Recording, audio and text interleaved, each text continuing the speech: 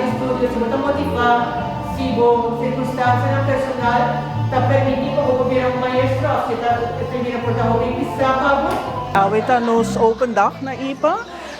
Eigenlijk nos hasi un cambio, normalmente nos ting open dag ding dia, e bia aqui nos decidi cambiarle, ponerle parte à tarde para a noite, para e cambio de fluxo de gente,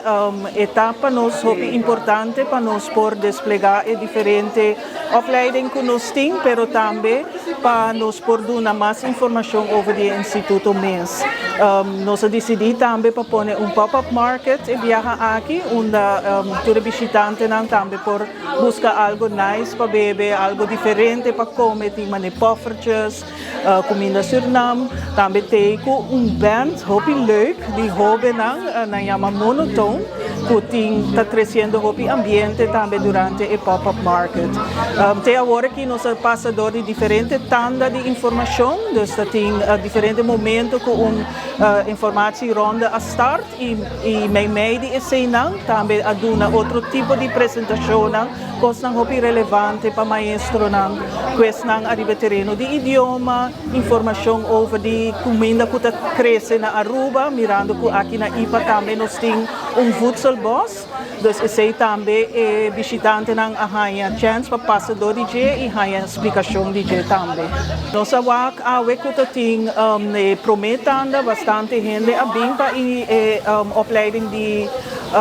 maestro de enseñanza primário e também tem grupo pouco mais chiquito a bem para informação de opleiding de PDG, seja para pessoa que tem opleiding acaba arriba a o nível que é direita de enseñanza e depois agora que tem de dois tanda andando de opleiding de primeiro onderwijs. Então tem gente que a bem está mostrando interesse. Toda informação está available arriba no nosso website www.ipaaruba.com, onde tem informação de diferentes opleidingen e também informação de como por preparar, mirando que tem testes de admissão também para se prometer e esse também por ganhar informação arriba no nosso website. Tur caminho eigenlijk por waku tem tipo de escassez de maestro e profissão não está ganhando e mesmo interesse maneira de ganhar passar, que tem hopi mais gente quer abrir maestro de escola. Se sabe que algo que tem durante o mundo eigenlijk preocupante para que a gente não está escolhe diretamente para a profissão de maestro, pero nós temos esperança que essa aqui toca vai voltar back,